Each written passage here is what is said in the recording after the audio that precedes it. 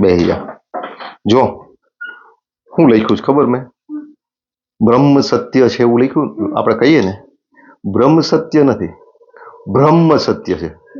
બ્રહ્મ સત્ય છે. હું વાંચું તને તું કહે સાચી વાત છે પપ્પા. સમજાણું? ફિલોસોફીનો માણસ છું એટલે કંઈક બ્રહ્મને સત્ય કરીને કંઈક બ્રહ્મને સત્ય કરી. જો જીવનની નરી વાસ્તવિકતા, આ મને શું કામ વિચાર આવ્યો ખબર? આ બાપાનો કળશ અહીં પડ્યો છે, અસ્થિમાં પડ્યા છે, બરાબર? હું બાપાને વિચારતો હતો અને બાપાની વખતે બાપાની એ દુનિયા, ધમધમતી દુનિયા મેં જોયેલી છે. હું નાનો એવો હતો અને એમ લાગતું હતું કે દાદા છે ને, દાદા એ સર્વસ્વ છે આ જગતમાં, એનાથી મોટું કોઈ નથી. કદાચ દારાસિંહ સામે આવે ને તો દારાસિંહને એમ હું મારા પપ્પાને કહી દઉં, પપ્પાને બોલાવી એમ કહેતા હોય એવા પપ્પા આપણા વિશ્વમાં હોય. ત્યારે એ પપ્પાને મેં છે ને વૃદ્ધ થતા જોયા, અશક્ત થતા જોયા, ખાટલે માંદા પડીને સુતેલાય જોયા અને આ જગત છોડી અને જતા રહ્યા ને એ મેં જોયું. સમજાણું? કાળ છે ને, કાળ બેટા, એ ગમે એવું હોય ને, કાલમ સર્વ રસ પીબતી, બધા રસને કાળ પી જાય છે, કોઈને છોડતો નથી. એટલે મેં એની ઉપરથી લખ્યું છે, જીવનની નરી વાસ્તવિકતા સ્વીકારતા શીખો. શીખવું જ પડે બેટા. હું જેના ખંભે બેહીને મોટો થયો હોય, જેની આંગળી પકડીને દુનિયા જોઈ હોય, એ વહી જાય ને તે આપણને એમ થાય કે હવે હું જગતમાં એકલો રહ્યો. પણ એમ એકલું નથી થવાનું. સમજાણું? કાલ સવારે હું નહીં હોય, તમે હશો, તો તમારે મુંજાઈ નથી જવાનું કે ઓહો હો બધું હોય ગયું, પપ્પા ગયા એટલે આખું જગત આથમી ગયું, ઠરી ગયું. એમ નહીં. ફૂલ ખીલતે હૈ, લોગ મિલતે હૈ. એટલે વસંત અને પતઝડ એ પ્રકૃતિનો ક્રમ છે બેટા. સમજાણું? પતઝડ આવે ને ત્યાર પછી એમાં કુણપ આવે છે અને એમાં પાછી વસંત આવે છે. એમાં પાછા ભમરાઓ ગુંજે છે, કોયલનો ટહુકાર સંભળાય છે અને ફૂલ ખીલે છે. એટલે કાળ છે ને, કાળ એ એનો ઢોલ છે, એનો નગારો છે, એ પીટા કરે છે. કાળનું ચક્ર ઉપર ને નીચે આવી જ રાખે છે. આજે વર્તમાન જેનો છે એ આવતીકાલે જર્જરિત થઈને બેઠો છે અને આજે જે જર્જરિત થઈને બેઠો છે ને, એક વખત એનો કાળનો તકાજો હતો, એની તક હતી, એ સર્વસ્વ હતો, એ મંચ ઉપર હતો. કેટલાય ચહેરાઓ મેં કુટુંબના બધા દાદા, કાકા, બાપા, બા, મોટા મોટા બધાને જોયા છે અને એકેય ચહેરો આજે આ જગતમાં નથી, છતાં આ જગત તો છે જ. સમજાણું? એટલે કાળ છે ને, આ બધું જોઈએ ને આપણે જીવી જઈએ છીએ, એ બધું આમ ભ્રમ જેવું લાગે છે, સ્વપ્ન જેવું લાગે છે. એટલે વાંચું છું બેટા, મેં લખ્યું ને, જીવનની નરી વાસ્તવિકતા સ્વીકારતા શીખો. સ્વીકારવું પડશે તમારે. કાળનું સ્વપ્નની જેમ વહી જવું, કાળનું સ્વપ્નની જેમ વહી જવું, યુવાનીનું જવું, ઘડપણનું આવવું, આ સનાતન સત્ય છે. આજે તું એસવાયમાં ભણે છે, હું એ જ કોલેજમાં, હું એસવાયમાં ભણતો. આજે મારી ઉંમર 57 વર્ષ ચાલે છે. એટલે બહુ આથમતો સૂર્ય કહેવાય, ઢળતો સૂર્ય કહેવાય, બપોર પછીનો સૂર્ય કહેવાય અને તું ઉગતો સૂર્ય છું. સમજાણું? તો એક સૂર્ય ઉગે છે, એક આથમે છે. મા બાપ કાયમ આ જગતમાં રહેતા નથી. જે માનો ખોળો ખૂંદીને મોટા થયા અને જે પિતાની આંગળી પકડીને આ જગત ફર્યા, જેના ખંભે બેસીને આ જગત જોયું, તે મા બાપ પણ એક દિવસ આ જગતમાંથી ચાલ્યા જાય છે. ક્યારેક તો એવું લાગે છે કે બધી જ છત્રછાયા આપણને એકલા મૂકીને ચાલી ગઈ. બધાને વિચારીએ ને ત્યારે એમ લાગે કેટલાય વહી જતા હોય ને બેટા. શરૂઆતની ઉંમરમાં તમને એવો કોઈ ચહેરો નહીં દેખાય, બધા ચહેરાઓ તમને રમતા દેખાશે. પણ તમે અમારી ઉંમરના થશો ને ત્યારે કેટલાય ચહેરાઓ આ જગતમાં નહીં હોય. આપણને એમ લાગે એકલા મૂકીને વહી ગયા, છતાં તે સત્ય છે. ગયા છે તો સત્ય જ છે. મૃત્યુ અને ઘડપણ સત્ય છે. ક્યારેક તો આ જગત અને આ જીવન સ્વપ્ન લાગે છે. અમે વિચારીએ ને, તમારા જેવડા હતા, મોટા હતા, જીષ્ણુ જેવડા હતા, બાળકો હતા, મોટા થતા હતા, તો એમ લાગે કે હતું ખરેખર કે સ્વપ્ન આવ્યું હતું. હું એવડો હતો, હું યુવાન હતો, એવું લાગે. બધું નાટક જ લાગે આપણને આ બધું વિચારીએ ત્યારે. કોઈ કેવી રીતે નજર સામેથી ઓઝલ થઈ જાય, નજરની સામેથી વહી જાય, હસતો ખેલતો ધમધમતો ચહેરો અદ્રશ્ય થઈ જાય. ક્યાં જાય છે? આવું બાપાના અસ્થિ જોવું ને જ્યારે અહીંયા, ત્યારે મને છે ને આખો કાળ દેખાય છે. કાળ દેખાય છે. એટલે જ મેં છે ને અસ્થિર રાખ્યા છે. આટલા પધરાવ્યા નથી, આને કાયમી રાખીશું. સમજાણું? કારણ કે એની અંદર અસ્થિ છે ને એ દાદાનું હાડકું હતું. એ દાદાએ કામ કરેલું હતું. એ હાથથી દાદાએ હાથી ઉપાડેલું હતું. એ હાથથી દાદાએ આપણને તેડ્યા હોય, ખંભે બેસાડ્યા હોય.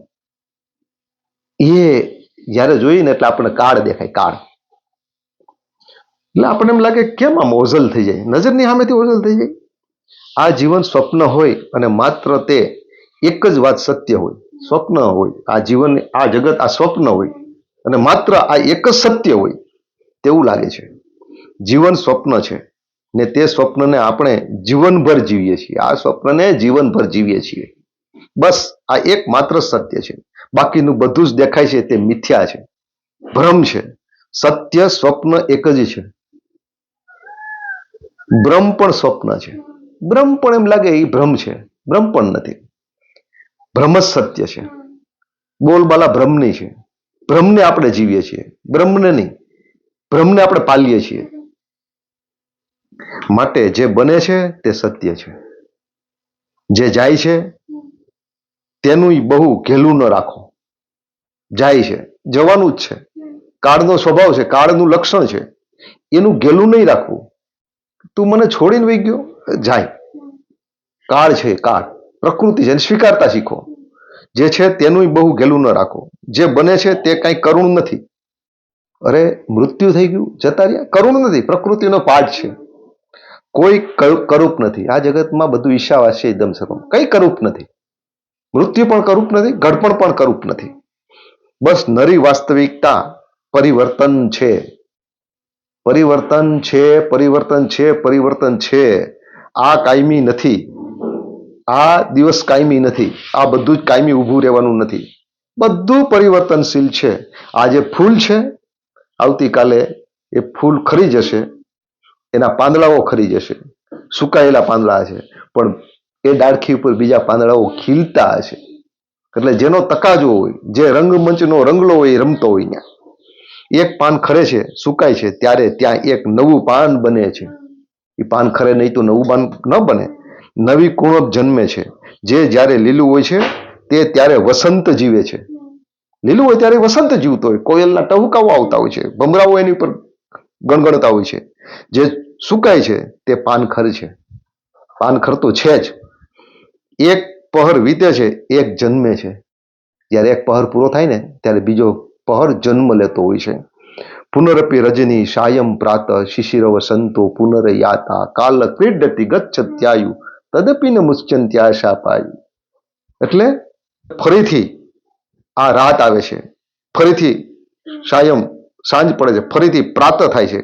કાળ ક્રીડતી ગચ્છ, આ કાળ છે ને એ ક્રીડા કરે છે, એ તાંડવ કરે છે કાળ. છતાં માણસ એને જોઈ કેમ વિચારતો નથી, આશાના પાશને છોડતો કેમ નથી, એમ શંકરાચાર્ય કહે છે. આ કાળની ક્રીડા છે. કાળના ક્રીડાગણના આપણે સૌ વિષયો છીએ. જે તાંડવ થાય છે ને, કાળનો ક્રીડાંગણ છે ને, એના આપણે માત્ર એક પાયદા છીએ, વિષયો છીએ. જન્મવું અને જર્જરિત થવું તે કાળનું ચક્ર અવિરત ઘૂમી રહ્યું છે. જર્જરિત થવું એટલે કે વૃદ્ધ થવું અને જન્મવું એ કાળનું પૈડું તો ચાલતું જ રહેવાનું છે, ક્યારેય થંભવાનું નથી. કાળના પૈડા પર કોઈ જગમગતો સિતારો છે અને કોઈ બળીને ભસ્મ બનીને પીંખાઈ રહ્યું છે. બરાબર છે? કાળના પૈડામાં કોઈ જગમગતો સિતારો છે. કાળનું ચક્ર ત્યારે ઉપર છે ત્યારે એનો સિતારો છે, એ પાછું નીચે આવે છે, કાળનું ચક્ર ફેરે રાખે છે.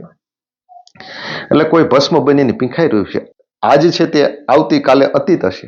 આ વર્તમાન છે ને, 20, 25, 50 વર્ષ પછી તમે આ ને અતીત કે ઓહો મારા પપ્પા હતા, મારા પપ્પા બ્રહ્મને એક ભ્રમ કરીને સમજાવતા હતા, એ અતીત હશે. ત્યારે આજે આ વર્તમાન છે. જગતના સર્વ અતીતો એક દિવસ વર્તમાનના તકાજા ઉપર રંગલો થઈને તેનું પાત્ર ભજવી રહ્યા છે. બધા રંગલાઓ છે અને એવા કેટલાય રંગલાઓ આ જગતની રંગભૂમિ પર હજુ જન્મીને પુનરપી મરણમ પુનરપી શરણમ, ફરીથી જન્મે છે, ફરીથી મરે છે. આમ કાળનું ચક્ર ચાલતું રહે છે. બેટા, કાળ છે એ સત્ય છે.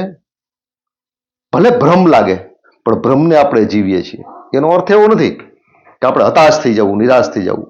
હું એક વાત તમને વારંવાર કહું છું, ફરિયાદ નહીં કરો, નિરાશ નહીં કરો, જે છે ને જીવો. અને જે નથી ગમતું, જે કરૂપ લાગે છે, જે કરુણ લાગે છે, એ પણ પ્રકૃતિ છે. એ પ્રકૃતિ છે. અને પ્રકૃતિ એ ઈશ્વર દત્ત છે, ઈશ્વરની બનાવેલી છે. અને ઈશ્વરનું બનાવેલું કંઈ કરૂપ નથી. ઈશાવાસ્ય ઇદમ સર્વમ. એટલે જે દિવસ હોય એ દિવસને જીવવાનો, જે કાળ હોય એ કાળને માણવાનો. ઘડપણ હોય તો ઘડપણ પણ માણવા જેવું છે, યુવાની હોય તો યુવાની પણ માણવા જેવી છે. વહી ગયેલી યુવાની મને બહુ પ્રિય લાગે છે, પણ એ યુવાનીમાં મારી પાસે કેટલી સમસ્યાઓ હતી. હું ડિપ્રેશનમાં આવી જતો હતો, મારી પાસે આશા નહોતી, કંઈ નહોતું, અંધકારમય ભવિષ્ય લાગતો હતો. છતાંય એને મેં વીંજો, એને મેં પાર કર્યો. તો આજ હું વૃદ્ધ ભલે થઈ ગયો, મોટી ઉંમરનો ભલે થઈ ગયો, પણ આજે તમે મારી પાસે છો. બાળકો છે, આ ક્યાં હતા ગઈકાલે? યુવાની હતી પણ તમે કોઈ નહોતા. આ ધમધમતું આપણું જીવન છે. એટલે દરેક ક્ષણ જીવવા જેવી છે. સમજાવું? કાળ છે ને, કાળ આપણે બ્રહ્મ સત્ય જગત મિથ્યા, પણ બ્રહ્મ નહીં, ભ્રમ સત્ય છે. પણ ભ્રમને જીવવા જેવો છે. ભ્રમ છે તો ભ્રમ, પણ ભ્રમને જીવીએ. સરસ વિડીયો. અસ્તુ. જય હિન્દ, જય ભારત.